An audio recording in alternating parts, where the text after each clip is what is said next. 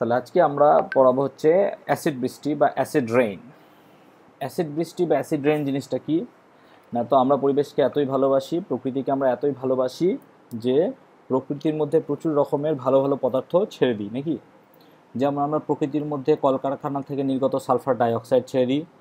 ঠিক আছে স্যার, আমার মাইক অন হচ্ছে না, একটু দেখো বাবা মাইক অন করে, সকলেই শুনতে পাচ্ছে। ঠিক আছে, তাহলে প্রকৃতিতে সালফার ডাইঅক্সাইড, ঠিক আছে, আর কি ছেড়ে দিচ্ছি আমরা, নাইট্রোজেনের অক্সাইড, যেমন ধরো নাইট্রোজেন ডাইঅক্সাইড, কার্বন ডাইঅক্সাইড, তাই না, এরকম বিভিন্ন রকমের অক্সাইড ছেড়ে দিচ্ছি। তার মানে মূল যেটা ছাড়ি সেটা হচ্ছে সালফার ডাইঅক্সাইড। এই সালফার ডাইঅক্সাইড কোথা থেকে ছাড়ি আমরা? ঠিক আছে, নিজের শরীর থেকে নিজের শরীর থেকে সালফার ডাইঅক্সাইড বেরোতে পারে, কিন্তু আমরা ম্যাক্সিমাম যে জায়গাটা থেকে ছাড়ি সেটা হচ্ছে ফ্যাক্টরিজ, যেমন হচ্ছে কলকারখানা, যেমন ধরো কি তৈল শোধনকারী বা তৈল শোধনাগার যেখানে আছে। ঠিক আছে, আর কোথা থেকে হতে পারে, বিভিন্ন অটোমোবাইল যেগুলোতে আমরা ইউজ করি, অটোমোবাইল কারখানা, সেগুলোতে হতে পারে। ঠিক আছে, যেমন আমাদের অয়েল রিফাইনারি নাকি, আমি সালফার ডাইঅক্সাইডটাকে নিয়েই বলছি, অয়েল রিফাইনারি। তাহলে এই রকম জায়গা থেকে কি হয়, প্রচুর পরিমাণে সালফার ডাইঅক্সাইড নির্গত হয় এবং পরিবেশে এগুলো খুব ভালো কাজ করে নাকি। সেই কাজটা কি করে না, তো এই সালফার ডাইঅক্সাইড বাতাসের জলের সঙ্গে মিশে যায়। ঠিক আছে, দিয়ে কি উৎপন্ন করতে পারে, সালফিউরাস অ্যাসিড H2SO3 নাকি, এটা একটা অ্যাসিড। আবার এই সালফার ডাইঅক্সাইডটাই বাতাসের অক্সিজেনের সঙ্গে যুক্ত হতে পারে, অর্থাৎ সালফার ডাইঅক্সাইড বাতাসের অক্সিজেনের সঙ্গে যুক্ত হয়ে সালফার ট্রাই অক্সাইড ফর্ম করতে পারে। নিশ্চয়ই আগের দিন ট্রাই অক্সাইড, মনো অক্সাইড, ডাইঅক্সাইড বুঝিয়ে দিয়েছিলাম। এই সালফার ট্রাই অক্সাইড আবার জলীয় বাষ্পের সঙ্গে যুক্ত হয়ে কি উৎপন্ন করতে পারে, সালফিউরিক অ্যাসিড H2SO4। তো ফাইনালি সালফার ডাইঅক্সাইডে দুটো আমরা কি পেতে পারি, অ্যাসিড পেতে পারি, একটা আস আর একটা ইক অ্যাসিড। নিশ্চয়ই এটাও বুঝিয়ে দিয়েছিলাম তোমাদের আমি। তাহলে এই অ্যাসিডগুলো কি হয়, জল যখন বৃষ্টি হয়, রেইনের সাহায্যে অ্যাসিডগুলো কি হয়, মাটিতে নামে, তাই না। So this rain is called acid rain. ঠিক আছে, this rain is called acid rain. So acid rain কোনগুলো, রেইনের সঙ্গে কি থাকবে, অ্যাসিড থাকবে, অবভিয়াসলি রেইনের সঙ্গে অ্যাসিড থাকবে। তো এখানে আমরা মুখ্য যে অ্যাসিডটা খুঁজে পাই সেটা হচ্ছে সালফার ডাইঅক্সাইড। তাছাড়া we can find that nitrogen dioxide, যেমন নাইট্রোজেন ডাইঅক্সাইড থেকে আমরা কি পেতে পারি, নাইট্রিক অ্যাসিড HNO3, কিন্তু খুব অল্প থাকে, এটা বেশি থাকে, নাইট্রিক অ্যাসিড পেতে পারি। কার্বন ডাইঅক্সাইড তো অলওয়েজ পাই আমরা, H2CO3, carbonic acid H2CO3, carbonic acid. ঠিক আছে, তো এতগুলো অ্যাসিড মিশে আমাদের কোথায় পড়ে, মাটিতে, ভূপৃষ্ঠে নাকি পড়ে, মাটিতে এসে পড়ছে। তো অ্যাসিডগুলো যখন মাটিতে এসে পড়ছে, এক মিনিট দেখি কী ব্যাপার, আমাকে দীপ্তিমান জয়েন করার কথা বলছে কিন্তু দীপ্তিমান জয়েন হতে পারছে না। ঠিক আছে, কী হয়েছে কি জানি, দীপ্তিমান দেখছি। তাহলে যখন মাটিতে এসে অ্যাসিডগুলো পড়ছে, মাটির অম্লত্ব বৃদ্ধি পাচ্ছে নাকি। মাটিতে এমনিতেই তো আমরা সার প্রয়োগ করছিলাম, আগের দিন বুঝিয়ে দিচ্ছি, মাটিতে এমনিতেই আমরা সার প্রয়োগ করছিলাম, সার প্রয়োগ করে তার তো অ্যাসিডিটি আরও বাড়িয়ে দিচ্ছি, লাইমিং বলে একটা টপিক আমরা পড়িয়েছিলাম, তার সঙ্গে অ্যাসিড রেন হচ্ছে। অ্যাসিড রেনের ফলে এখানে যে শস্য টস্য ছিল নাকি, বিভিন্ন রকমের শস্য, গাছ, উদ্ভিদ, ধরো বেগুন, কলা, হোয়াটএভার যাই আছে, ঠিক আছে, এগুলো ধান, গম, পাট, ঠিক আছে, যাই আছে। তো এর ওপর কী হচ্ছে, অ্যাসিড যখন পড়ছে এগুলো কী হয়ে যাচ্ছে, স্পয়েলড, নষ্ট হয়ে যাচ্ছে নাকি, স্পয়েলড, নষ্ট হয়ে যাচ্ছে। তাহলে আমরা কী হবে, একসময় অনাহারে মরব। তার জন্য একমাত্র দায়ী ফ্যাক্টরিজ। তো ফ্যাক্টরিজ না হলেও তো হবে না, কারণ আমাদের দৈনন্দিন জীবনে বিভিন্ন চাহিদা আছে, যে চাহিদাগুলো আমাদের অফুরান। পুজোয় কটা ড্রেস হলো, 10টা ড্রেস হলো স্যার, বাবা, লোকে একটা ড্রেস পায় না, তোমার 10টা হচ্ছে। সো এই যে চাহিদা মানুষের, তাই না, আমার ঈদে কটা ড্রেস হলো, 2টো হলো, এই যে 2টো ড্রেস, আমি একটাই নিতে পারতাম, একটা অন্যজনকে দিতে পারতাম, দেবো না, কমই নিলাম, তাই না। দোকানদার তো চাইবে তুমি 10টা কেন, 50টা নাও, ওর তো বিক্রি হবে, দোকানদার বিক্রি হবে, তাই না। তো দোকানদারের বিক্রি হবে, তার জন্য কী হবে, ফ্যাক্টরিতে বেশি পরিমাণে প্রডিউস করতে হবে, আমাদের প্রচুর তৈরি করতে হবে। তো প্রচুর তৈরি করতে গেলে কী হবে, আমাদের এই দূষণগুলো হবে। অ্যান্ড আমরা নেচারকে খুব ভালোবাসি, প্রত্যেক দিন save earth, save our world এগুলো পোস্ট করি, এগুলো ফেসবুকেই বানায়। যাই হোক, তাহলে আমাদের এগুলো আটকানোর উপায় কী? তাহলে এগুলো আটকানোর উপায়, ইউজ মার্জিনাল মানে যতটা আমাদের কম প্রয়োজন ততটা, বা যতটা প্রয়োজন, বারবার করবো না, আমাদের যতটা প্রয়োজন। যেমন ফর মাই সেলফ আমার একটা খুব ব্যাড হ্যাবিট, আমি ফোন কিনি বারবার। তোরা হয়তো লক্ষ্য করেছিস যারা আমার কাছ থেকে 7 থেকে পড়ছে, আমি ডে বাই ডে খুব আপগ্রেড হই। আপগ্রেড বলবো না, এটা খুব ব্যাড হ্যাবিট আমার, আমি চেঞ্জ করে উঠতে পারছি না। হ্যাঁ, আমরা যখন পড়েছিলাম আপনি আমাদের সময় অ্যাটলিস্ট 3 থেকে 4টা ফোন কিনেছিলেন। হ্যাঁ, আমি খুব বাজে নষ্ট করি এটা, এবং আমি এটা খুব কন্ট্রোল করছি এখন, চেষ্টা করছি, এবং 1 বছর ধরে একটা ফোনই আমি ইউজ করছি, আর অন্য কোনো ফোন কিনিনি। সো এটা আমার কাছে এখন বড় অ্যাচিভমেন্ট, একটা বিশাল বড়। ঠিক আছে, যাই হোক, দেখা যাক কতটা হয়। ঠিক আছে, তো আমার এটা খুব ব্যাড হ্যাবিট, এর জন্য অবশ্যই ইলেকট্রনিক ডেব্রি বা ইলেকট্রনিক গার্বেজ খুব বেড়ে যাচ্ছে, তার জন্য আমি তো অনেকটা কন্ট্রিবিউট করি নিজেকে মনে করি। ঠিক আছে, আমি প্লাস্টিকও অনেকটা অ্যাভয়েড করবো, চেষ্টা করছি। যাই হোক, হোয়াট এভার, সেগুলো পরের কথা। তো আমাদের এগুলো উচিত করা কি, যাতে রেইন কম হয়। রেইন কম হয় মানে কি, অ্যাসিড রেইন কম হয়। তাহলে অম্লবৃষ্টির কুপ্রভাব বা কি কি হতে পারে, তাহলে প্রথমে হচ্ছে সয়েলের অ্যাসিডিটি বেড়ে যাবে নাকি, সয়েলের অ্যাসিডিটি হিউজলি ইনক্রিজ করবে, প্রচুর অ্যাসিডিটি বাড়বে। তার মাছ চাষ, আমরা মৎস্য চাষ নিয়ে বলেছিলাম, মৎস্য চাষ। সো মৎস্য চাষ কী হবে, প্রচুর ক্ষতি হবে নাকি, কারণ অ্যাসিড বা জলের পিএইচ কমে যাবে। পিএইচ লেভেল বুঝিয়েছিলাম, জলের পিএইচ কতটা হয় তার থেকে কমে যাবে, তাহলে গল্প হয়ে যাবো আমরা। তাহলে মাছও মরবে, আমরাও মরবো, তাই না? বাঙালির প্রিয় খাবার মাছ থাকবে না, তো আমরা আর কী করবো? ঠিক আছে, যেমন তাজমহল, তোমরা তাজমহল সম্বন্ধে পড়েছো নিশ্চয়। তাজমহল শাহজাহান মমতাজকে ভালোবেসে বানিয়েছিল, তাই না? কিন্তু মারা যাওয়ার পর বানিয়েছিল, ভালোবাসার সময় বানায়নি। যাই হোক, সেগুলো গো জোকস অ্যাপার্ট। তো তাজমহলের যে মার্বেলটা তৈরি, তাজমহল, আমি তো তাজমহল আঁকতে পারবো না, তাই তাজমহল লিখে দিচ্ছি, হ্যাঁ, কারণ আমার drawing is very very bad. Taj Mahal যে মার্বেল দিয়ে তৈরি, যে মার্বেল দিয়ে, ঠিক আছে, এই মার্বেল খুব দামি মার্বেল, এবং বলা হয় আজ থেকে প্রায় 200 বছর আগে বা 250 বছর আগে, যখন তাজমহল প্রায় নতুন নতুন তৈরি হয়েছে, ঠিক আছে, হোয়াট এভার 300 বছর, তখন নাকি এটা খুব চকচকে ছিল, ভেরি ভেরি চকচকে, খুব খুব চকচকে, চকচকে, দূর থেকে জ্যোতি পাওয়া যেত।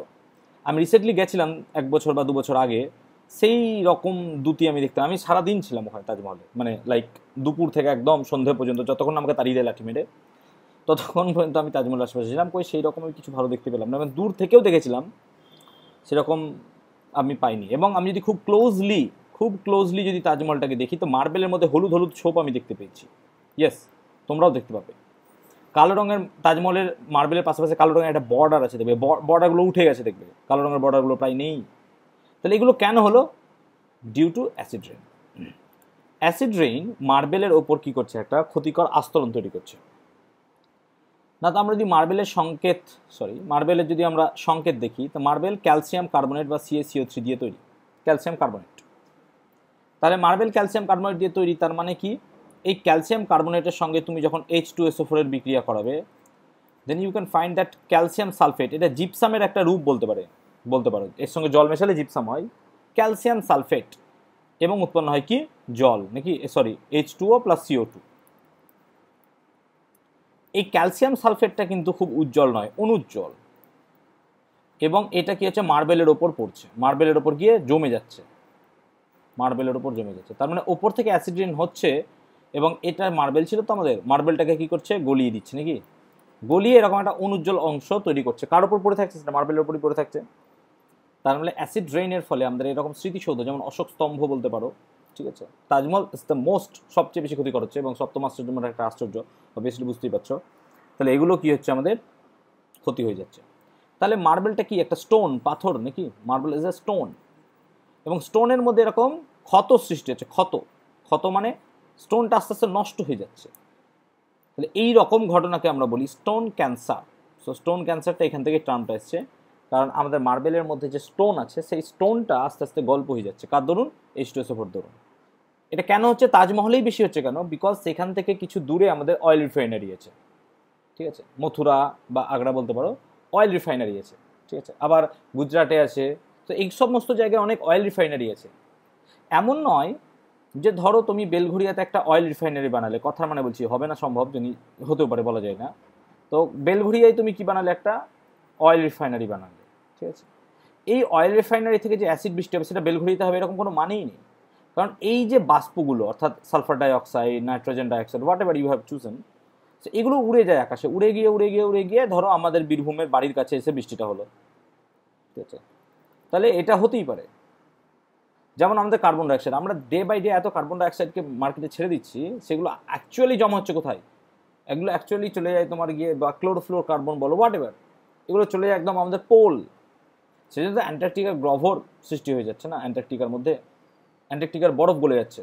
রিসেন্টলি একটা পোস্ট বা আর্টিকেল আমি পড়লাম, সেখানে বলা হচ্ছে দিল্লির আয়তনের চেয়েও বড় আয়তনের বরফ খণ্ড খুলে গেছে। কোথা থেকে? অ্যান্টার্কটিকা থেকে। এটা কোয়াইট অ্যাস্টনিজিং, এটা অবাক করা কাণ্ড, একটা অবাক করা কাণ্ড ইন দ্য সেন্স, কারণ এইভাবে যদি বরফ গলতে থাকে তাহলে আমাদের অস্তিত্ব তো বিপন্ন। লাইক আমরা কলকাতার কাছাকাছি থাকছি, কলকাতা বাড়ি বেঁচে দেয়, লন্ডন এই কোথায় যেতে হবে, শিলিগুড়ি যেতে হবে, শিলিগুড়ি, দিল্লি কোনোদিনও ডুববে না, এইসব জায়গায় যেতে হবে। যাই হোক, তাহলে এটাকে বলবো আমরা stone cancer. So this is your stone cancer. তো এটা বাঁচার উপায় কি? তাজমহলকে কি করো, ত্রিপল দিয়ে ঢেকে দাও বৃষ্টি হওয়ার সময়, নাকি? তাও তো অ্যাসিড ত্রিপল একদম ভেদ করে ঢুকে যাবে। তো যাই হোক, আমাদের প্রথম কথায় যেটা বললাম, চাহিদা কমাতে হবে। দুটো একটাতে খুশি থাকার চেষ্টা করো, দুটো একটাতে, বেশি ইজ নট গুড, তাই না? তাহলে আমাদের অনেকটাই বেটার হবে। তাই তাজমহলের গল্পটা আমি বললাম, ঠিক আছে? তাহলে আমাদের ফ্যাক্টরি বা রিফাইনারিজগুলো এইরকম তাজমহল বা স্মৃতিসৌধ থেকে অনেক দূরে সরাতে হবে, কাছাকাছি রাখলে হবে না, ঠিক আছে? তাহলে অম্লবৃষ্টি বা অ্যাসিড রেইন, এটাকে আমরা কন্ট্রোল করতে পারি কীভাবে? How can we control this? সিধা সা কথা, তোমাকে নাইট্রোজেন ডাইঅক্সাইড, সালফার ডাইঅক্সাইড বেশি পরিমাণে বাতাসে মিশিয়ে দিলে হবে না, বাস এটাই গল্প। Avoid nitrogen dioxide and sulphur dioxide in কি বলবো, এয়ার, বাতাসের মধ্যে এগুলোকে মিশতে কম দাও, তাহলে পরে তোমার কী হবে, অ্যাসিড রেইনটা কমে যাবে। আদারওয়াইজ অ্যাসিড রেইন কখনো কমবে না, সবসময় বাড়তে থাকবে।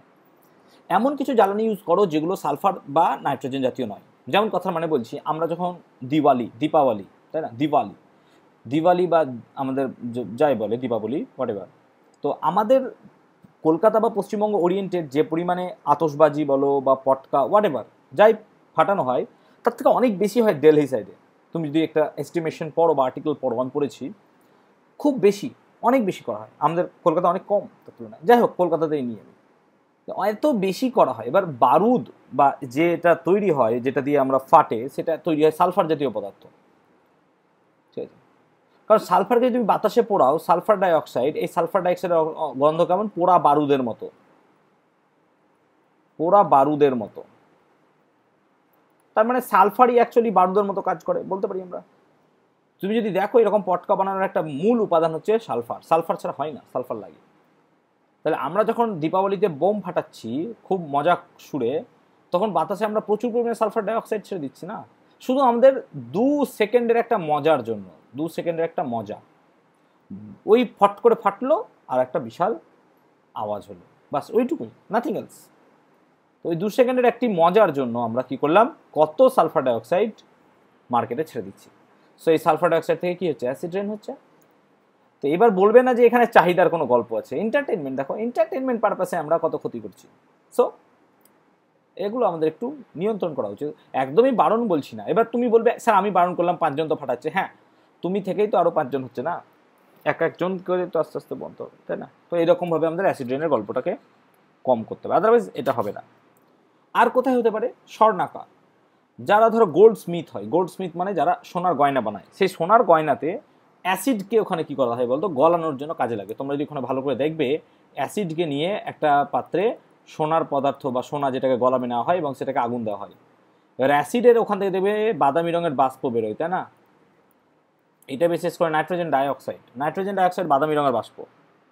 তো এই নাইট্রোজেন ডাইঅক্সাইড বাদামি রঙের বাষ্প কি হয়ে যায়, আকাশে মিশে যায়, এবং এইটাই কি হয় পরবর্তী ক্ষেত্রে H2O-র সঙ্গে যুক্ত হয়ে যায়, নাকি, যে নাইট্রিক অ্যাসিড উৎপন্ন হয়। তুমি যদি এই নাইট্রোজেন ডাইঅক্সাইডের গন্ধটা নাও, দেখবে মাথা গন্ডগোল করছে, এত বাজে গন্ধ, আর নেবেও না। ইটস ভেরি ভেরি ডেঞ্জারাস, কারণ শরীরের মধ্যে আমাদের জল আছে, ঠিক আছে? তাহলে এগুলো আমাদের অবভিয়াসলি বন্ধ করতে হবে, ঠিক আছে? তাহলে আমাদের এগুলোর চাহিদা কম করলে আলটিমেটলি সব কমবে, আদারওয়াইজ কখনোই কমবে না।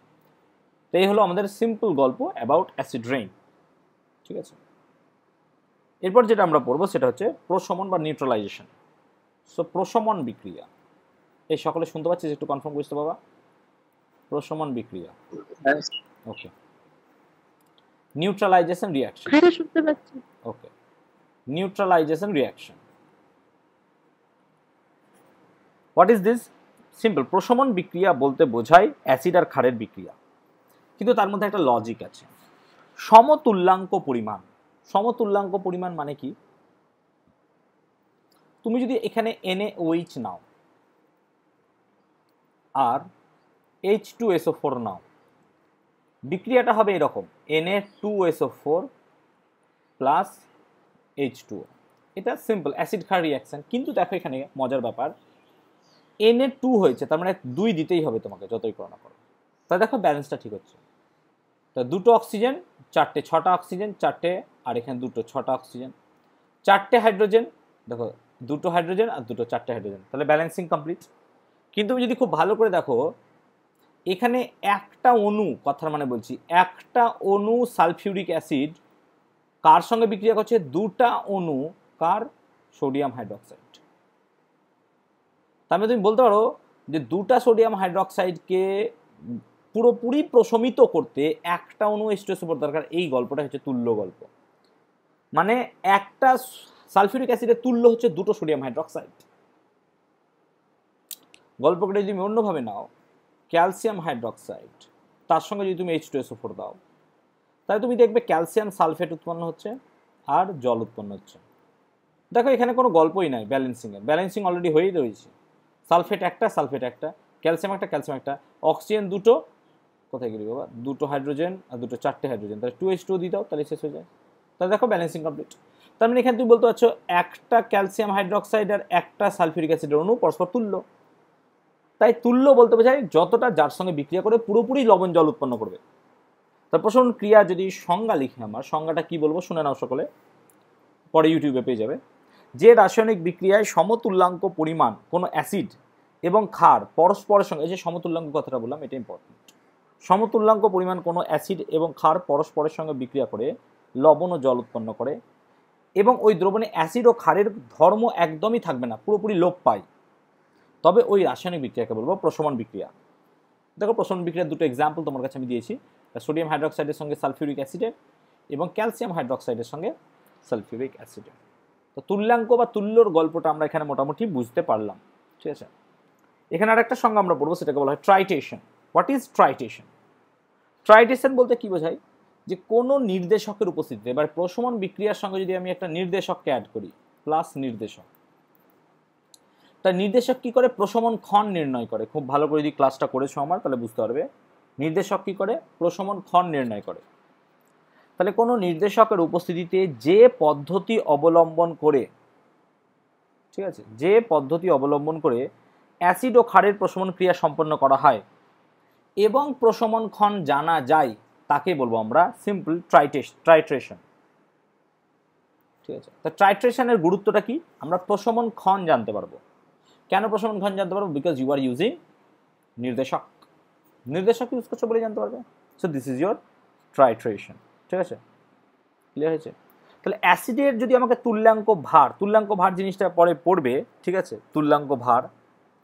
তো তুল্যাঙ্ক ভার সম্বন্ধে ক্লাস 11 ডিটেল পড়া আমি একটা ছোট্ট বলে দিই তোমাদেরকে, তুল্যাঙ্ক ভার কি করে নির্ণয় করতে হয় এইটুকু জাস্ট বলছি আমরা, হ্যাঁ।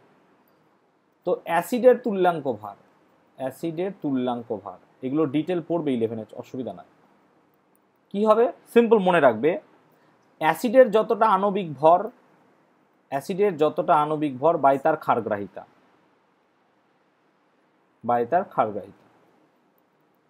যেমন তুমি যদি H2SO4 now, for information, H2SO4, H2SO4 ক্ষারগ্রাহিতা কত সকলেই জানো, 2। আর H2SO4 আণবিক গুরুত্ব যদি তুমি ক্যালকুলেট করো, ইউ ক্যান ক্যালকুলেট, শিখিয়ে দিয়েছি 98। সো অ্যাসিডের তুল্যাঙ্ক ভার হচ্ছে 49। তেমনি যদি ক্ষারের তুল্যাঙ্ক ভার বার করতে দেয়, তাহলে ক্ষারের তুল্যাঙ্ক ভার মানে, এবার এখান থেকে তুমি বুঝতেই পারছো কি হবে, আণবিক ভর বাই কি, অম্লগ্রাহিতা নাকি। If you take sodium hydroxide, তোমার কত হবে? সোডিয়াম হাইড্রোক্সাইড দেখো, Na হচ্ছে 23, 16 হচ্ছে অক্সিজেন 39 আর হাইড্রোজেন 40, আর অম্লগ্রাহিতা কত? 1। তার মানে কত হচ্ছে? 40। বলতে পারলাম? তুমি যদি বিক্রিয়াটা ভালো করে দেখো, দুটা অণু সোডিয়াম হাইড্রোক্সাইড মানে 80 গ্রাম নাকি। কেন? কারণ একটা সোডিয়াম হাইড্রোক্সাইড মানে তো 80, এক্ষুনি দেখলাম, একটা সোডিয়াম হাইড্রোক্সাইড মানে তো 40, সরি, তাই না, আণবিক গুরুত্ব বা আণবিক ভর। আর H2SO4 কত হলো? 98। তাহলে এটা 80-র সঙ্গে কত প্রয়োজন পড়ছে? 98 প্রয়োজন পড়ছে, তাই না। 80 98কে পুরোপুরি প্রশমিত করছে, তার মানে হিসাব মতো 40 49কে প্রশমিত করবে, তাই না? তাই তো হয়েছে, দেখো 40-এর সঙ্গে 49 তুল্যাঙ্ক ভার মিলে গেছে, কত ইজি, তাই না? তাহলে বোঝাতে পারলাম আশা করি যে কিভাবে তুল্যাঙ্ক ভারের সাহায্যে আমরা এটা বুঝতে পারি, তাই না, যে কতটা অ্যাসিডের সঙ্গে কতটা পরিমাণ ক্ষার প্রয়োজন। তোমরা যখন ক্লাস 11-এর ল্যাবরেটরিতে ট্রাইট্রেশন বিক্রিয়া করবে বা গ্র্যাজুয়েশনে করবে তখন দেখবে এরকমভাবে অনেকটাই করা হয়, আরও ডিটেল আছে সেকেন্ড স্টাডি। তাহলে এই যে আমরা ট্রাইট্রেশন করছি, এই ট্রাইট্রেশনে তাহলে নির্দেশক কি কাজে লাগে, হোয়াট ইজ দ্য নির্দেশকের ভূমিকা? তার প্রথমেই তোমাদেরকে বলে দিলাম নির্দেশক কাজ করে কি, প্রশমন ক্ষণ নির্ণয় করতে। প্রশমন ক্ষণ নির্ণয় করতে আমার ট্রাইট্রেশন প্রয়োজন, এই নির্দেশক প্রয়োজন। তাহলে প্রশমন ক্ষণ ও নির্ণয় করবে আমরা কোন অ্যাসিড কোন ক্ষার ব্যবহার করছি তার উপর ভিত্তি করে। কথার মানে তোমাদের যদি আমি ফার্স্ট ক্লাস করাই এটা, তখন আমি বুঝিয়েছিলাম তোমাদের যখন নির্দেশক পড়াই, যে তোমার কাছে যদি তীব্র অ্যাসিড থাকে আর যদি তীব্র ক্ষার থাকে, ঠিক আছে, তাই যদি তীব্র অ্যাসিড এবং তীব্র ক্ষার থাকে তাহলে তাদের ক্ষেত্রে নির্দেশক কি ব্যবহার করতে পারবে। তোমাদের এটা একটা টাস্ক দিয়েছিলাম আমি, এখন সেটা কাজে লাগছে, দেখো। তাই তীব্র অ্যাসিড এবং তীব্র ক্ষারের ক্ষেত্রে নির্দেশক কি ব্যবহার করতে পারে তুমি, এনি যে কোনো নির্দেশক, যে কোনো নির্দেশক, ঠিক আছে। যেমন ধরো মিথাইল অরেঞ্জ, সে মিথাইল অরেঞ্জ, তাহলে যে কোনো রকমের তুমি কি ইউজ করতে পারো, তীব্র অ্যাসিড এবং তীব্র ক্ষারের সঙ্গে নির্দেশক ইউজ করতে পারো। তুমি যদি তীব্র অ্যাসিড প্লাস মৃদু ক্ষার নাও তাহলে কি রকম নেবে, তাহলে তীব্র অ্যাসিড এবং মৃদু ক্ষারের ক্ষেত্রে তুমি ইউজ করতে পারো methyl orange, methyl orange use করা যেতে পারে। এগুলো কিভাবে জানলাম, এগুলো বাবা বারবার করে করে করে দেখতে হয়েছে, কেমিস্ট্রি বারবার ল্যাবরেটরিতে করে করে দেখতে হয় যে কিভাবে কার সঙ্গে কত বেটার রেজাল্ট আসছে, তাই না? নাহলে তুমি কি করে বলবো, এগুলো মুখস্থ করবে। তুমি যদি এবার মৃদু অ্যাসিড তার সঙ্গে তীব্র ক্ষার নাও, তা মৃদু অ্যাসিডের সঙ্গে যদি তীব্র ক্ষার নাও তাহলে সেক্ষেত্রে তুমি ইউজ করতে পারো ফেনলফথ্যালিন, ফেনলফথ্যালিন যেটাকে আমরা ফেনলফথ্যালিন বলি, ঠিক আছে। তাহলে ফেনলফথ্যালিন বা ফেনলফথ্যালিন ইউজ করতে পারো তুমি। লাস্ট পার্ট আমাদের থাকছে কি, যদি মৃদু অ্যাসিডের সঙ্গে মৃদু ক্ষার নাও, কোনো নির্দেশক নেই এক্ষেত্রে, কোনো নির্দেশক নেই এক্ষেত্রে। তাহলে মৃদু অ্যাসিড মৃদু ক্ষারের যদি এখন ট্রাইট্রেশন করবো আমরা, কোনো নির্দেশক নেই আমাদের, ঠিক আছে, বুঝতে পারলাম আশা করি। ওকে, তাহলে দেখো যদি একটা সিম্পল তোমাদেরকে কোয়েশ্চেন আমি থ্রো করি এখানে, যে 80 গ্রাম সোডিয়াম হাইড্রক্সাইড নিলাম তোমার, 80 গ্রাম সোডিয়াম হাইড্রক্সাইড আমি নিলাম, ঠিক আছে, একটু নিচে লিখছি কারণ কেটে যায় অনেক সময়। 80 গ্রাম সোডিয়াম হাইড্রক্সাইডকে প্রশমিত করতে, এটা যদি কোয়েশ্চেন সিম্পল থ্রো করি তোমাকে, কত গ্রাম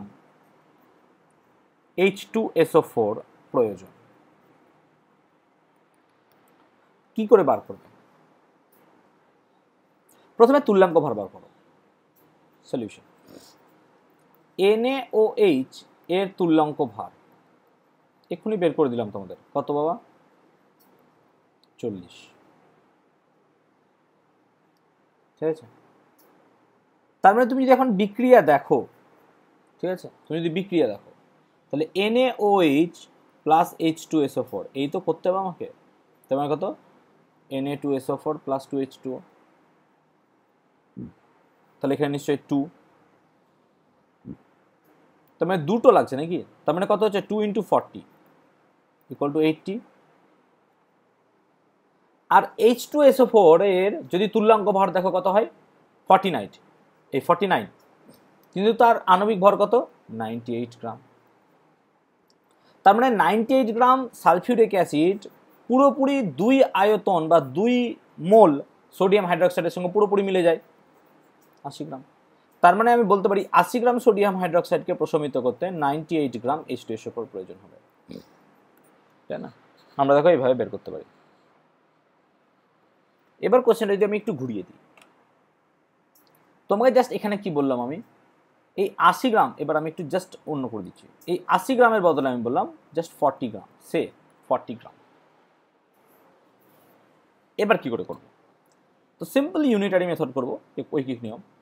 তুমি পেয়ে গেছো যে 80 গ্রামকে প্রশমিত করতে প্রয়োজন কত? 98 গ্রাম, ঠিক তো? 1 গ্রামকে তাহলে প্রশমিত করতে কত লাগবে? 98/80। তাহলে আমার কোয়েশ্চেন চেয়েছে তো 40 গ্রাম, তাহলে 40 গ্রাম কত করবো?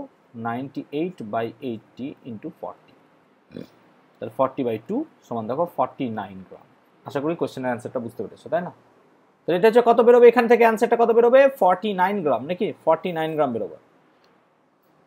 তার মানে তোমার 40 গ্রাম সোডিয়াম হাইড্রোক্সাইড, যদি you have taken 40 gram of sodium hydroxide, then you only need 49 gram of sulphuric acid so to neutralise. বুঝতে পেরেছি আশা করি। এই হচ্ছে গল্প আমাদের নিউট্রালাইজেশন বিক্রিয়া। নেক্সট আমরা যেটা পড়বো সেটা হচ্ছে অ্যান্টাসিড। অ্যান্টাসিড এই তো গল্প গোটা বাড়ির লোক সবাই জানে, নাকি? ছোট থেকে বড় সবাই।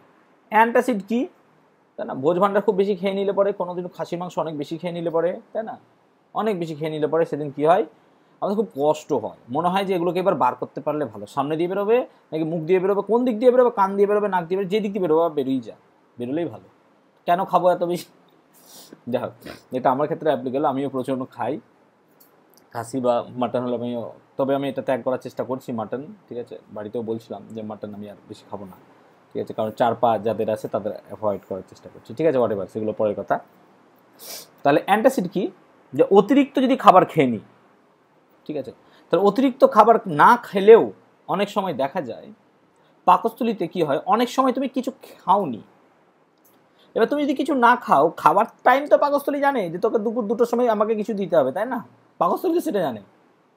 এবার পাকস্থলীতে তোমরা জানো সেখানে কি হয়, হাইড্রোক্লোরিক অ্যাসিড খুব অল্প পরিমাণ, খুব লঘু HCl নিঃসৃত হয়, তাই না? খুব অল্প পরিমাণ HCl নিঃসৃত হয়। এবার এই HCl নিঃসৃত হলে পরে কি হয়, খাবারটা মন্ডে পরিণত হয়। মন্ড মিন্স খাবারটা অম্ল হয়ে যায়, তার মানে কি হয়, খাবারটা খুব ভালো পরিপাক হয়।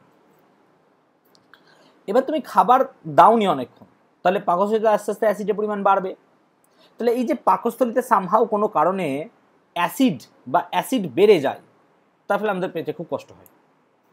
সো এইটাকেই বলা হয় কি, আমাদের অ্যাসিডিটি বা গ্যাস হয়ে গেছে বলে পেটে, বাংলা ভাষায় গ্যাস হয়ে গেছে, অম্ল হয়ে গেছে, অম্ল অ্যাসিড হয়ে গেছে। এবার আমার পেটে যখন অ্যাসিড হয়ে গেছে, তাহলে আমি একে প্রশমিত করতে আমার কি দরকার? ক্ষার দরকার, তাই না? তার মানে তুমি কি সোডিয়াম হাইড্রোক্সাইড ঢকঢক করে খাবে? সোডিয়াম হাইড্রোক্সাইড খেলে তুমি কি বাঁচবে? তোমার গলা ফুটো হয়ে বেরিয়ে যাবে তো, তার সোডিয়াম হাইড্রোক্সাইড তীব্র। তার মানে তোমাকে এমন কিছু প্রয়োজন যে ওই লঘু HClটাকে নষ্ট করতে পারে, তাই না? তাহলে আমাদের এরকম কিছু ওষুধ দরকার, ওষুধের মাধ্যমে আমি সেটাকে করব। তো এই ওষুধগুলোকে আমরা বলবো অ্যান্টাসিড বা অম্লনাশক। সো এটা এক কাইন্ড অফ কি, একটা কাইন্ড অফ কি বলতে পারো আমরা, ক্ষার, নাকি? একটা কাইন্ড অফ ক্ষার, খুব অল্প পরিমাণ। স্যার যদি কোনো অ্যান্টাসিড ট্যাবলেটকে যদি মানে জলের মধ্যে গুলি, তাহলে তো স্যার আমাদের ঝাঁক হবে। হ্যাঁ হয়তো, কেন হবে না, হতেই পারে। কার্বন ডাইঅক্সাইডের সঙ্গে বিক্রিয়া করে কার্বন ডাইঅক্সাইড উৎপন্ন করলেই হবে। ঠিক আছে, যাই হোক, যেটা বলছি আমরা, তাহলে অ্যান্টাসিড মানে কি, এক প্রকারের ক্ষার। এটা প্রমাণ ইনো না? হ্যাঁ ইনো, অবশ্যই ইনো, ঠিক আছে? ইনো, গ্যাস প্যাজ, এগুলো অনেক কিছু। যাক, তাহলে অ্যান্টাসিডের বিশেষ বৈশিষ্ট্য, এর মধ্যে একটা সামান্য পরিমাণ ক্ষার থাকতে হবে, ক্ষারীয় ধর্মী, তবেই তো সে কি হবে, পাকস্থলীর অ্যাসিডকে প্রশমিত করতে পারবে, তাই না? তাহলে এর মধ্যে কি ইউজ করা যেতে পারে সেগুলো আমরা কম্পোজিশন এবার দেখব। তার আগে জেনে নিই অ্যান্টাসিডকে কয় ভাগে ভাগ করা হয়। দেখো, অ্যান্টাসিডকে 2 ভাগে আমরা ভাগ করব। একটাকে বলবো systemic antacid. Systemic antacid, what is systemic antacid? তাহলে এই প্রকার অ্যান্টাসিড যেগুলো আছে, যেগুলো সিস্টেমিক অ্যান্টাসিডের মধ্যে পড়বে, সেগুলো সহজে দ্রবীভূত হয়ে যায় এবং আমাদের মধ্যে বা দেহের মধ্যে খুব ভালোভাবে শোষিত হয়ে যায়,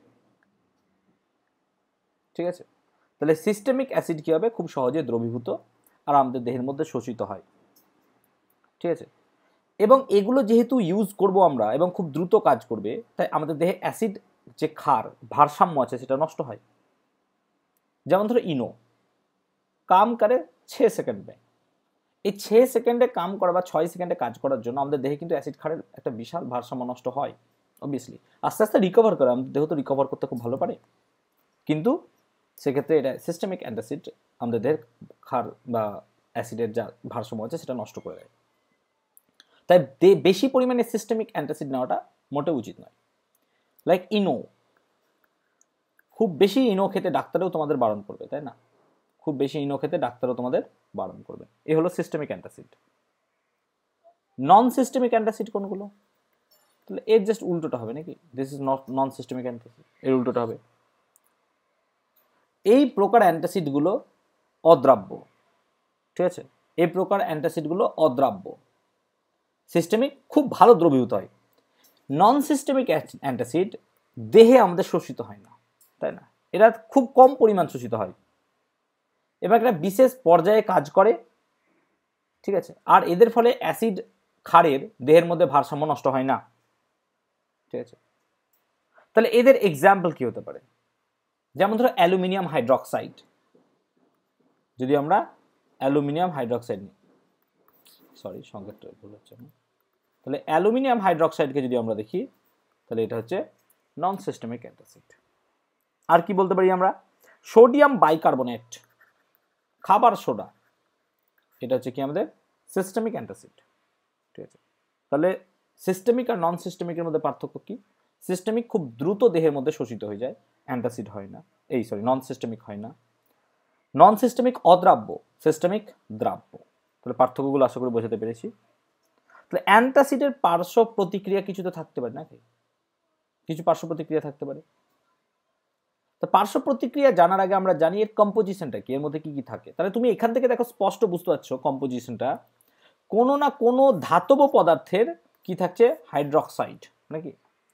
সবচেয়ে যেটা বহুল বা প্রচুর পরিমাণে ব্যবহার করা হয় সেটা বলা হয় milk of magnesia, milk of magnesia, ঠিক আছে, ম্যাগনেসিয়াম হাইড্রক্সাইড,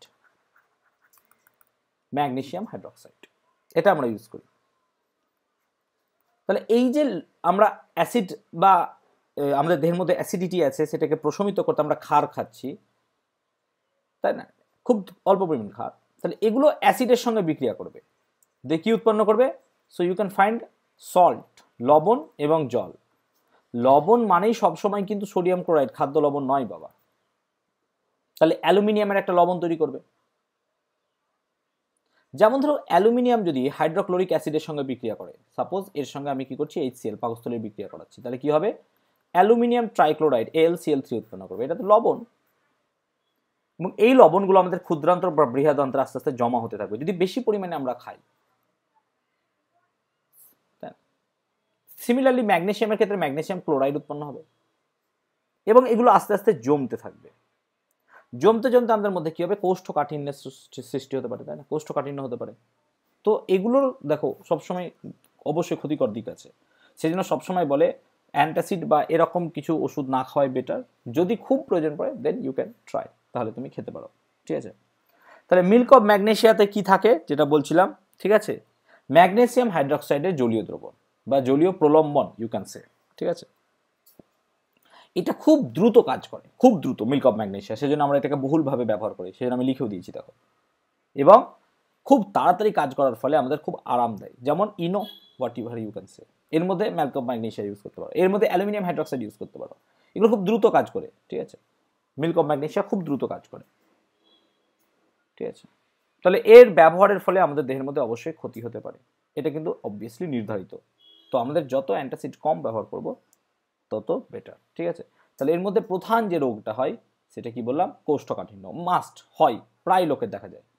আর কি হতে পারে না, তো কিডনিতে স্টোন হতে পারে, উদ্রাময় হতে পারে, ঠিক আছে, ক্ষুদ্রান্তরে বা আমরা আলসার বলতে পারি সেটা হতে পারে। তবে এগুলো বিভিন্ন রকমের রোগ এর ফলে হতে পারে, ক্যান্সার হতে পারে, তাহলে এগুলো সব এর ফলে হতে পারে। সো অ্যান্টাসিড আমাদের বেশি পরিমাণে খাওয়া একদমই উচিত নহে, ওকে। এই হলো অ্যান্টাসিডের গল্প। এরপর পড়বো আমরা, সেটা হচ্ছে সল্ট। হ্যাঁ বলো। আচ্ছা, অনেকে হচ্ছে জোয়ান খায়, জোয়ানটাও কি তাহলে এরকম ক্ষতিকর? হ্যাঁ, জোয়ান থেকে হয়তো হয়, কিন্তু খুব বেশি জোয়ান খাওয়া উচিত নয়, ঠিক আছে, খুব বেশি জোয়ান খাওয়া ভালো না। জোয়ানও তোমার ওই অ্যান্টাসিডের মতোই কাজ করে, প্রাকৃতিক, ঠিক আছে। যেমন তোমার যদি লেবু, লবণ আর একটু জল, উষ্ণ গরম জল নাও, সেটাও তোমার প্রাকৃতিকভাবে কাজ করে, ঠিক আছে, ওকে। তো যেটা বলছিলাম, লবণ, লবণটা কি না, তো অ্যাসিড এবং ক্ষারের বিক্রিয়ার ফলে যা উৎপন্ন হয় জল ছাড়া, তাকে আমরা লবণ বলবো। কেন? তুমি যদি দেখো একটু ভালো করে, যে আমরা যদি অ্যাসিড এবং ক্ষারের বিক্রিয়া করাই, অ্যাসিড প্লাস বেস, তাহলে তুমি কি পাও? তাহলে তুমি সল্ট পাও, SLT, salt and water, H2O, এই দুটো জিনিস পাও। ঠিক আছে, সল্ট এবং ওয়াটার, H2O। তাহলে অ্যাসিড এবং ক্ষারের বিক্রিয়ার ফলে জল বাদে, এটাকে বাদ দাও, যা পাবে সেটাই তো সল্ট। এটাকে অন্যভাবে সংজ্ঞায়িত করা যেতে পারে, কি না, তো অ্যাসিডের প্রতিস্থাপনীয় হাইড্রোজেন পরমাণু ধাতু বা অন্য কোনো ধাতুধর্মী মূলক, যেমন অ্যামোনিয়াম। কি হয়েছে স্যার? অনুষ্কা ডাকছে। কাকে? আপনাকে জিজ্ঞেস করছে যে জোয়ান বেশি খাওয়া কেন ভালো না। বলে দেবো, দাঁড়াও করিনি, এটা আমি বলে দিচ্ছি লাস্টে। ঠিক আছে, বলে দিচ্ছি। ওর বোধহয় মাইক অফ আছে, তাই না? আমাকে শুনতে পাচ্ছি না, আমি বলে দিচ্ছি একটু পরে। লবণটা করিনি। ঠিক আছে, তাহলে লবণ যেটা বলছিলাম আমরা, ঠিক আছে, তাহলে অ্যাসিড এবং ক্ষারের বিক্রিয়ার ফলে জল বাদে যেটা উৎপন্ন হয় সেটা লবণ। তাছাড়াও তুমি যদি দেখো অ্যাসিডের সংজ্ঞায় প্রতিস্থাপনযোগ্য হাইড্রোজেন পরমাণু থাকে নাকি, এটা প্রতিস্থাপনযোগ্য হাইড্রোজেন পরমাণু। এই প্রতিস্থাপনযোগ্য হাইড্রোজেন পরমাণু যখন ধাতু বা ধাতুধর্মী মূলক দ্বারা কি হবে? প্রতিস্থাপিত হবে। তো ধাতু যেমন কি হতে পারে, ধরো Na নাকি, তো ধাতু যেমন ধরো Na, এখানে ধরো Na ঢুকে গেল H এর জায়গায়, তাহলে NaCl একটা লবণ হতে পারে। ধাতুধর্মী মূলক ধরো অ্যামোনিয়াম, NH4+, ধাতুধর্মী মূলক মানে ওই মূলক ধরো জাস্ট একটা। ঠিক আছে, তাহলে এই অ্যামোনিয়া যদি এখানে ঢুকে যায় তাহলে উৎপন্ন হয় অ্যামোনিয়াম ক্লোরাইড, দুটোই তো লবণ। তার মানে অ্যাসিডের প্রতিস্থাপনযোগ্য হাইড্রোজেন পরমাণুর বদলে যদি আমি ওখানে কোনো ধাতু বা ধাতুধর্মী মূলক দেই, সেটা যদি আংশিক বা সম্পূর্ণ রূপে হয় কি এই প্রতিস্থাপিত, মানে এখানে যদি তুমি H2SO4 নাও, তাহলে দুটো ঘটনা ঘটতে পারে, একটা NaHSO4, ঠিক আছে, আর একটা Na2SO4। দেখো প্রথম কেসে Hটা সম্পূর্ণভাবে যায়নি, একটা H থেকে গেছে। দ্বিতীয় কেসে দেখো H পুরোপুরি চলে গেছে। তাহলে আংশিক বা সম্পূর্ণ রূপে যদি প্রতিস্থাপিত হয়, যে যৌগ গঠন করবে তাকে আমরা লবণ বলবো, সল্ট। তার এক্সাম্পল আমি তোমাকে অনেকগুলো দিলাম। ঠিক আছে, এই সল্টকে অনেকগুলো ভাগে বা লবণকে অনেকগুলো ভাগে আমরা ভাগ করতে পারি। কি কি? আম্লিক লবণ, ক্ষারীয় লবণ, প্রশমিত লবণ, এটসেট্রা এটসেট্রা, অনেক রকম লবণ। তাহলে প্রথমেই পড়ি শমিত লবণ। ঠিক আছে, শমিত লবণ বা নর্মাল লবণ এটাকে বলি আমরা, শমিত লবণ। তোমাদেরকে যে এক্সাম্পলটা একটু আগে দিলাম এটাকে বলবে শমিত লবণ। কি হবে শমিত লবণটা? না, তো অ্যাসিডের হাইড্রোজেন বা প্রতিস্থাপনযোগ্য হাইড্রোজেন পরমাণু কোনো ধাতু বা ধাতুধর্মী মূলক দ্বারা যদি সম্পূর্ণরূপে প্রতিস্থাপিত হয়ে যায়, সম্পূর্ণরূপে, তখন তাকে বলবো আমরা কি? শমিত লবণ। যেমন ধরো যদি 2NaOH এর সঙ্গে তুমি H2SO4 বিক্রিয়া করাও, তাহলে এক্ষেত্রে বিক্রিয়াটা হয় Na2SO4 প্লাস H2O। দেখো এখানে কোনো হাইড্রোজেন নাই, অর্থাৎ লবণটার মধ্যে কোনো হাইড্রোজেন নেই, কারণ সব হাইড্রোজেনই কি হয়ে গেছে? প্রতিস্থাপিত হয়ে গেছে, সেখানে দুটো Na ঢুকে গেছে। সো এই টাইপের লবণকে আমরা বলতে পারি শমিত লবণ বা নর্মাল লবণ। যেমন ধরো সোডিয়াম ক্লোরাইড। সোডিয়াম ক্লোরাইড কোত্থেকে তৈরি হয়েছে? না, তো সোডিয়াম ক্লোরাইডে একটা গেছে তোমার NaOH বলতে পারো, আর একটা গেছে HCl। তাহলে এখানকার Hটা Na দ্বারা পুরোপুরি চলে গেছে, তার মানে NaCl তৈরি হয়ে গেছে, এবং তার সঙ্গে কি তৈরি হয়ে গেছে? জল তৈরি হয়ে গেছে। সে হচ্ছে শমিত লবণ। তাহলে NaCl, Na2SO4, তাই না, CuSO4, তার মানে তোমার যেখানে H বা OH নেই, এর মধ্যে যদি H বা OH না থাকে, তাহলে তুমি এটাকে মোটামুটি একটা শমিত লবণ ধরতে পারো রাফলি। এবার হচ্ছে আম্লিক লবণ, অ্যাসিড সল্ট বা আম্লিক লবণ। আম্লিক লবণ কাকে বলে? না, তো অ্যাসিডের যে হাইড্রোজেন পরমাণু আছে প্রতিস্থাপনযোগ্য, নাকি প্রতিস্থাপনযোগ্য হাইড্রোজেন পরমাণু, তাই না, আংশিকভাবে প্রতিস্থাপিত হলে পারে, মানে তোমার একটা বা দুটো হাইড্রোজেন থাকতে হবে, তাহলে পরে সেটাকে তুমি বলে অ্যাসিড সল্ট। যেমন ধরো যদি তুমি বিক্রিয়া করাও H2SO4 এর সঙ্গে NaOH, জোর করে বিক্রিয়া করাচ্ছ, তার মানে দেখো এখানে একটা Na আছে, এখানে দুটো H আছে, তার মানে তোমার উৎপন্ন হবে NaHSO4, সোডিয়াম বাইসালফেট। তার সঙ্গে উৎপন্ন হবে এখানকার একটা H আর OH মিলে জল তৈরি হতেই পারে, ব্যালেন্সিং ঠিক। So this salt can be called as acid salt. এই অ্যাসিড সল্টের অপর নাম হচ্ছে কি বাইসল্ট। বাইসল্ট কেন বাইসল্ট বলে? বাই লবণ বলে, সোডিয়াম বাইসালফেট, এই হাইড্রোজেনটাকে আমরা বলি বাই। সো যে কোনো বাই লবণ যেগুলো বাইসালফেট, বাইকার্বনেট, বাইফসফেট, হোয়াট এভার, সেগুলো তুমি সব কি বলবে? Acid salt. তাহলে বাইকার্বনেট হতে পারে, বাইফসফেট হতে পারে, বাইসালফেট হতে পারে, এগুলো সব হচ্ছে অ্যাসিড সল্ট। নেক্সট এরপর হচ্ছে বেসিক নাকি ক্ষারীয় সল্ট, ক্ষারীয় লবণ, বেসিক সল্ট, ক্ষারীয় লবণ। তো বেসিক সল্ট বা ক্ষারীয় লবণটা কি? যদি কোনো ক্ষারকের, এবার ক্ষারকে এসো, কোনো ক্ষারকের প্রতিস্থাপনযোগ্য হাইড্রোজেন পরমাণু, প্রতিস্থাপনযোগ্য হাইড্রোজেন পরমাণু, ঠিক আছে, আংশিকভাবে যদি হাইড্রোজেন দ্বারা আংশিকভাবে অ্যাসিড দ্বারা, আংশিকভাবে অ্যাসিড দ্বারা প্রতিস্থাপিত হয়, তখন যে লবণ উৎপন্ন হয় তাকে বলবো আমরা কি? ক্ষারীয় লবণ। ঠিক আছে, কেমন? ধরো একটা এক্সাম্পল তুমি যদি নাও, এই ক্ষেত্রে ধরো তোমার কাছে আছে ক্যালসিয়াম হাইড্রক্সাইড, ঠিক আছে, বা তোমার ধরো কপার হাইড্রক্সাইড আছে, for an example CuOH2 copper hydroxide, তার সঙ্গে তুমি HCl বিক্রিয়া করাচ্ছ, তাহলে এই বিক্রিয়াটা হবে, এখান থেকে একটা OH বেরিয়ে আসবে, তার মানে এরকম হবে, ভালো করে দেখো, CuOHCl, এটাকে বলা হয় বেসিক কপার ক্লোরাইড। কেন বেসিক? OH আছে বলে, তার সঙ্গে H2O তৈরি হবে।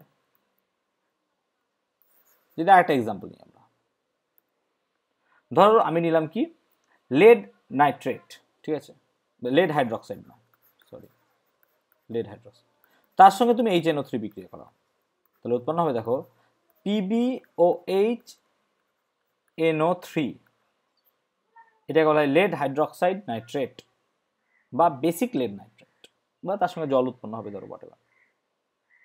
তাহলে এই রকম যদি ঘটনা দেখো তুমি, তাহলে বলতে পারো যে এই ঘটনা ঘটবে, তার সঙ্গে ধরো H2O জল উৎপন্ন, ঠিক আছে। তাহলে বেসিক মানে কি? একটা OH থাকবে, অবভিয়াসলি একটা OH থাকবে, ঠিক আছে। এরপর যেটা বলবো সেটা হচ্ছে ডাবল সল্ট বা যুগ্ম লবণ, যুগ্ম লবণ বা ডাবল সল্ট, দ্বি লবণ বলে এটাকে, ঠিক আছে। যেমন ধরো ফটকিরি, তুমি যদি ফটকিরির সংকেতটা দেখো, একটা সংকেত দিয়ে আগে বোঝাই, ফটকিরি, যদি ফটকিরির সংকেত তুমি দেখো, এই সংকেতটা হচ্ছে K2SO4 ডট Al2SO4 হোল 3, এটাকে ব্র্যাকেট দিয়ে দাও, তার সঙ্গে 24H2O, বা এই ব্র্যাকেটটা পরেও দাও, হোয়াটএভার, পরেও দেওয়া যায়, ঠিক আছে।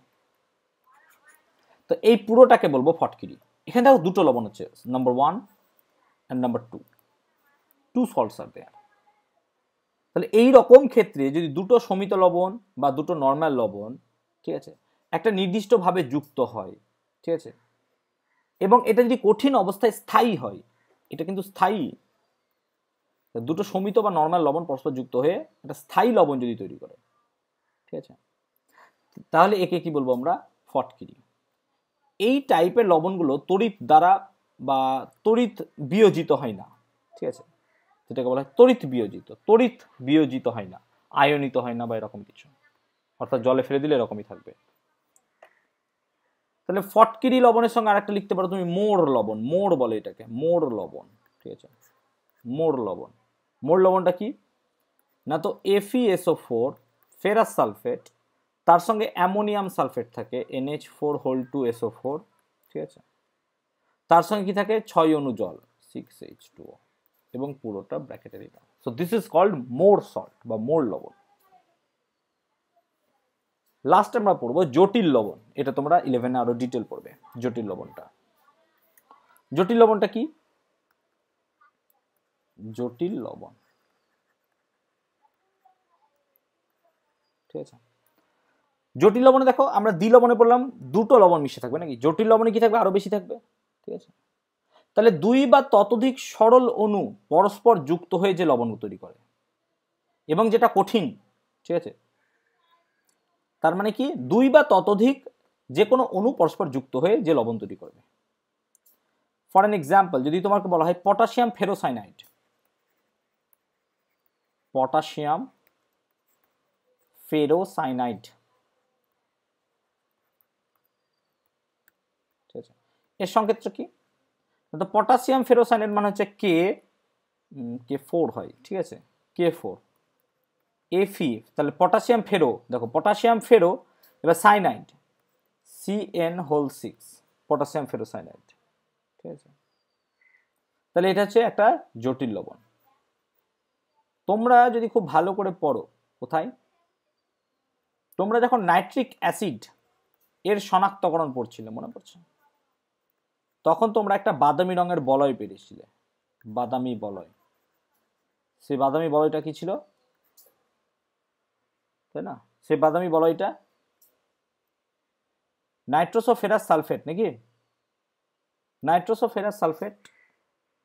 তাহলে এই যে একটা বিশাল বড় জটিল লবণ, তাই না, পেন্টা অ্যাকোয়া নাইট্রোসোফেরাস সালফেট, তাহলে এইটাকে আমরা বলতে পারি কি, জটিল লবণ। আর সংকেত লিখছি না, পেন্টা অ্যাকোয়া নাইট্রোসোফেরাস সালফেট। তাহলে জটিল লবণ মানে অনেকগুলো অণু একসঙ্গে মিশে থাকবে। ছোট ছোট যদি দু একটা কোয়েশ্চেন দেখি আমরা, যদি তোমাকে কোয়েশ্চেন দেয় কখনো যে Na3PO3 এই লবণের কি কোনো অস্তিত্ব আছে, Na3PO3, তাই না? দেখো তুমি যদি একটা Na3PO3 লবণকে কনস্ট্রাক্ট করতে চাও, তাহলে তার মানে তোমার একটা অ্যাসিড প্রয়োজন আর একটা বেস প্রয়োজন, দুটো জিনিস প্রয়োজন, ভালো করে বোঝো। তাহলে PO3 যুক্ত একটা যদি অ্যাসিড নিই, তাহলে তোমার নিতে পারো H3PO3, H3PO3 এটা একটা অ্যাসিড হতে পারে, কারণ PO3 যোজ্যতা 3 বলতে পারো। আর তাহলে ক্ষার কি হতে পারে, ঠিক আছে, তাই না, ক্ষার। তাহলে এর যদি দেখো তুমি Na3PO3 বানাতে গেলে, তাহলে এর ক্ষার গ্রাহিতা কত হতে হবে, 3 হতে হবে। এর ক্ষার গ্রাহিতা কত, 3। কিন্তু দেখা যায় এই H3PO3 এর ক্ষেত্রে ক্ষার গ্রাহিতা হচ্ছে 2, অর্থাৎ এখান থেকে যত বেশি হোক শুধুমাত্র দুটো হাইড্রোজেন পরমাণু প্রতিস্থাপিত হতে পারে, তার বেশি হতে পারে না। তাহলে H3PO3 থেকে সর্বাধিক দুটো পরিমাণ হাইড্রোজেন প্রতিস্থাপন হতে পারে, তার বেশি হবে না H3PO3 থেকে, ঠিক আছে। তাহলে যদি H3PO3 থেকে 3টে হাইড্রোজেনই প্রতিস্থাপিত না হয়, তাহলে এর সঙ্গে আমার সোডিয়াম হাইড্রোক্সাইড বিক্রিয়া করিয়েও তো আমি এই জিনিসটা পাবো না। তার মানে Na3PO3 লবণ পসিবল নয়। কেন পসিবল নয়? বিকজ রিজন ইজ দিস, তোমার 3টে হাইড্রোজেন একত্রে কখনো প্রতিস্থাপিত হবে না, ঠিক আছে। তাহলে এগুলো আমরা বলতে পারো যে কেন হয় না, ঠিক আছে। তাহলে এই টাইপের অনেকগুলো লবণ হতে পারে, যেগুলো আমরা পরবর্তী ক্ষেত্রে আমরা একটা ছোট্ট জিনিস পড়বো, লবণের আর্দ্র বিশ্লেষণ, আমাদের লাস্ট টপিক আজকে, ঠিক আছে, লবণের আর্দ্র বিশ্লেষণ। তাহলে একটা লবণ তৈরি করতে গেলে আমাকে কি দেখতে হবে, অ্যাসিড দেখতে হবে, বেস দেখতে হবে, আর প্রতিস্থাপনযোগ্য হাইড্রোজেন পরমাণু দেখতে হবে, আদারওয়াইজ পারবে না। তো লবণের যদি আর্দ্র বিশ্লেষণ দেখা হয়, আর্দ্র বিশ্লেষণ মানে জল যোগ করা, এরকম গল্প একটা নিতে পারো তুমি, ঠিক আছে। তাহলে ধরো তীব্র অ্যাসিড আর তীব্র ক্ষারের যে বিক্রিয়া, তার ফলে একটা লবণ উৎপন্ন হবে কি, তাহলে তোমাকে যদি একটা এক্সাম্পল দিতে বলে আমার, যে তীব্র অ্যাসিড প্লাস তীব্র ক্ষার, একটা এক্সাম্পল দেখো NaCl হতে পারে। কেন? কারণ NaOH একটা তীব্র অ্যাসিড, ক্ষার, আর HCl একটা তীব্র ক্ষার, ঠিক আছে, NaOH প্লাস HCl। তারপর কি বলেছে দেখো, তীব্র অ্যাসিড মৃদু ক্ষার, তা তীব্র অ্যাসিডের সঙ্গে যদি মৃদু ক্ষার করো, তাহলে কি হতে পারে, দেখো তীব্র অ্যাসিড নাও, ধরো HCl, মৃদু একটা ক্ষার, ধরো অ্যামোনিয়াম হাইড্রোক্সাইড, হতে পারে তো এটা, তাই না? তার মানে তুমি এখানে কি বের করতে পারো, অ্যামোনিয়াম ক্লোরাইড, নাকি NH4Cl। তাহলে অ্যামোনিয়াম ক্লোরাইড একটা তীব্র অ্যাসিডের সঙ্গে মৃদু ক্ষারের বিক্রিয়া উৎপন্ন লবণ হতে পারে। তা তীব্র অ্যাসিড এবং তীব্র ক্ষার এটাকে যদি জলে ডোবাও, পরে বোঝাচ্ছি আমি, আগে এটা করে দিই। মৃদু অ্যাসিড মৃদু তীব্র ক্ষার নাও, মৃদু অ্যাসিড প্লাস তীব্র ক্ষার, তাহলে একটা মৃদু অ্যাসিড কি হতে পারে, CH3COOH, আর তীব্র ক্ষার NaOH, তাই এটা হবে CH3COONA, এটা বলা হয় সোডিয়াম অ্যাসিটেট, সোডিয়াম অ্যাসিটেট, ঠিক আছে। মৃদু অ্যাসিড মৃদু ক্ষার, তো মৃদু অ্যাসিড মৃদু ক্ষার দিয়ে কি উৎপন্ন হতে পারে? যেমন ধরো CH3COOH প্লাস অ্যামোনিয়াম হাইড্রোক্সাইড, তাই না? তাহলে এই বিক্রিয়ায় যে লবণটা উৎপন্ন হবে সেটা কি হতে পারে? CH3COONH4 ammonium acetate. Ammonium acetate. দেখো, তীব্র অ্যাসিডের সঙ্গে তীব্র ক্ষার, এই বিক্রিয়ায় যে লবণটা পাবে এটাকে যদি জলে ডোবানো হয়, এটাকে যদি জলে ডোবানো হয় তাহলে সেটা হবে প্রশম। সেটা হবে প্রশম। অর্থাৎ 1 নম্বর যে কেসটা আমি লিখলাম সেটা জলে ডোবালে, মানে জল আর্দ্র বিশ্লেষণ মানে জলে ডোবানো, সেটা হচ্ছে প্রশম। ঠিক আছে। 2 নম্বরটা কি বলছে দেখো, 2 নম্বর বলছে তীব্র অ্যাসিড, তাহলে অ্যাসিডের পরিমাণ বেশি, ক্ষারের পরিমাণ কম, তাহলে এটাকে যদি জলে ডোবাও তাহলে হবে অ্যাসিড, নাকি? মানে এটা হবে অ্যাসিড লবণ। অর্থাৎ এটাকে যদি জলে ডোবাও তাহলে কি পাবে তুমি? অ্যাসিডের মতো কাজ করবে। কেন? বিকজ তীব্র অ্যাসিড আছে। যদি তুমি 3 নম্বর নাও, এদিকে যাচ্ছে, হ্যাঁ, বাঁ দিক থেকে ডান দিকে। 3 নম্বর দেখো মৃদু অ্যাসিড তীব্র ক্ষার, তার মানে দ্রবণটা কি হবে? ক্ষারীয় হবে। বুঝতে পারছো কেন?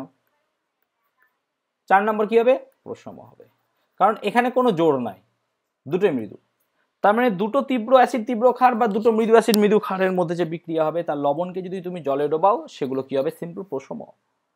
কিন্তু তুমি যদি এক্ষেত্রে কি করো, মৃদু অ্যাসিড তীব্র ক্ষার নাও, সেটা হবে কি? অ্যাসিডিক। আর তীব্র অ্যাসিড মৃদু ক্ষার নিলে, সরি, তীব্র ক্ষার মৃদু অ্যাসিড নিলে সেটা হবে বেসিক। তাহলে এই হলো লবণের আর্দ্র বিশ্লেষণ। আশা করি বোঝাতে পেরেছি লবণ। তাহলে যে পার্টটুকু আজকে করানো হলো তার মধ্যে যদি কারো কোনো ডাউট থাকে শুনে নেবো, চটপট বলবে।